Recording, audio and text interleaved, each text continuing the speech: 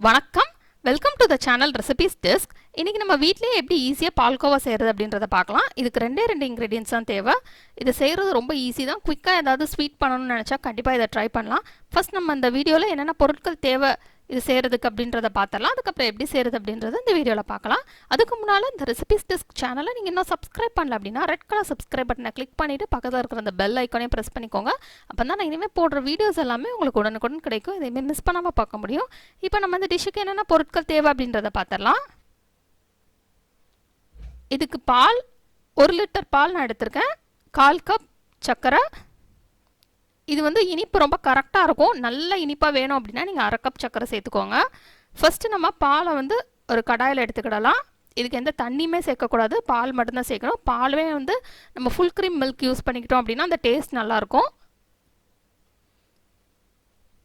இப்போ நம்ம இதை மிக்ஸ் பண்ணி விட்டுட்டே இருக்கலாம். கை விடாமல் தான் இதை கிண்டிகிட்டே இருக்கணும். லோ ஃப்ளேமில் ஹை ஃப்ளேமில் மாற்றி மாற்றி வச்சு ஆனால் கை விடாமல் கிண்டிகிட்டே இருக்கணும்.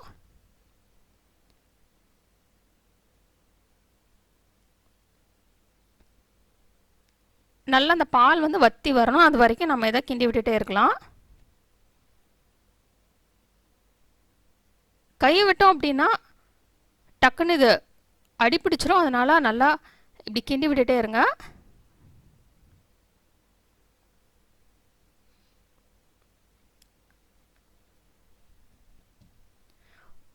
இப்போ நல்லா அந்த பால் வந்து வத்திடுச்சு. இப்போ நம்ம நல்லா இதை கிண்டி விட்டுட்டே இருக்கலாம்.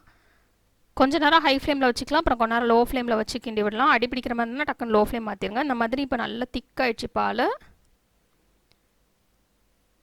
இப்போ இதை நல்லா கிண்டிகிட்டே இருக்கலாம். இன்னும் நல்லா திக்காகணும். இது செய்கிறதுக்கு 2 சிம்பிள் இன்க்ரீடியன்ஸ் நம்மக்கிட்ட எப்போவுமே இருக்கிற இன்க்ரீடியன்ஸ் தான். அதனால் நம்ம குயிக்காக இந்த ஸ்வீட் செஞ்சிடலாம். இப்போ இந்த மாதிரி நல்ல திக்காக வந்ததுக்கப்புறம் நம்ம சர்க்கரை சேர்த்துடலாம். நல்லா இனிப்பாக வேணுங்கிறவங்க 1/2 கப் சர்க்கரை சேர்த்துக்கோங்க. நான் இதில் 1/4 கப் சர்க்கரை சேர்த்துருக்கேன்.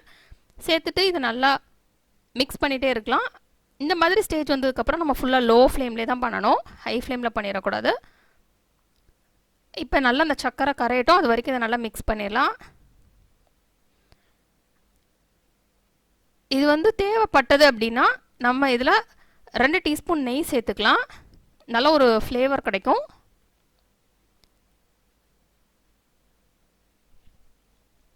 இது ஆப்ஷனல் தான், தேவைப்பட்டால் நம்ம நெய் சேர்த்துக்கலாம். சேர்த்துட்டு இப்போ நல்லா லோ ஃப்ளேமில் வச்சு நல்லா மிக்ஸ் பண்ணிகிட்டே இருக்கலாம். நல்லா இது கட்டியாகணும். கட்டியாகி நல்லா இந்த கடாயிலேருந்து அதுவே வெளியே வர ஆரம்பிக்கும். அப்போ நம்ம ஸ்டவ் ஆஃப் பண்ணிடலாம். இப்போ ஸ்டவ் ஆஃப் பண்ணிவிட்டு கொஞ்சம் ஆற விட்டுடலாம். மிதமான சூடு இருக்கிறப்ப இந்த மாதிரி நல்லா உருட்டிக்கிடலாம். நல்லா இந்த மாதிரி உருட்டிக்கோங்க. உருட்டிட்டு இதை ஒரு பிளேட்டில் எடுத்துடலாம். கொஞ்சமாக பிளேட்டில் கீழே நெய் தடவிட்டு எடுத்துக்கோங்க. இப்போ கையிலையும் கொஞ்சமாக நெய் தடவிக்கோங்க. தடவிட்டு நமக்கு இந்த மாதிரி நம்ம உருட்டிட்டு லேசாக ப்ரெஸ் பண்ணி விட்டுக்கலாம். ப்ரெஸ் பண்ணி விட்டுட்டு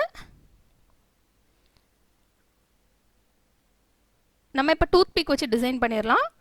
பால்கோவா அச்சு இருந்தது அப்படின்னா நம்ம டக்குன்னு ப்ரெஸ் பண்ணி எடுத்துடலாம். நம்ம கடைகளில் வாங்குகிற அதே ஷேப்லேயே நமக்கு பால்கோவா வந்துடும். அச்சு இல்லாதவங்க இந்த மாதிரி நம்ம கையால் வந்து நம்ம அந்த மாதிரி ஷேப் கொண்டு வந்துட்டு ஒரு டூத் பிக் வச்சு நம்ம நடுவில் டிசைன் பண்ணிக்கலாம். உங்களுக்கு என்ன ஷேப்பில் வேணுமோ நீங்கள் அந்த ஷேப்பில் டிசைன் பண்ணிக்கலாம்.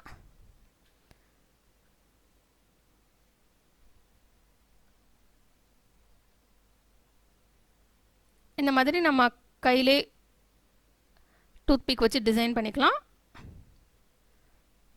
அச்சு இருக்கவங்க அந்த பால்கோவா அச்சு வச்சு நீங்கள் டிசைன் வச்சுக்கோங்க. இப்போ நமக்கு சுவையான பால்கோவா ரெடி ஆயிடுச்சு. இந்த ரெசிபியை நீங்கள் ட்ரை பண்ணி பாருங்கள். இந்த ரெசிபி உங்களுக்கு பிடிச்சிருந்தா லைக் பட்டன் கிளிக் பண்ணுங்கள். உங்கள் ஃப்ரெண்ட்ஸோட அந்த ரெசிபியை மறக்காமல் ஷேர் பண்ணுங்கள். இந்த சேனலுக்கு சப்ஸ்கிரைப் பண்ணிவிட்டு பக்கத்தில் இருக்கிற அந்த பெல் ஐக்கானை கிளிக் பண்ணிக்கோங்க. அப்போ தான் நான் இனிமேல் போடுற வீடியோஸ் எல்லாமே உங்களுக்கு உடனுக்குடன் கிடைக்கும். எதையுமே மிஸ் பண்ணாமல் பார்க்க முடியும்.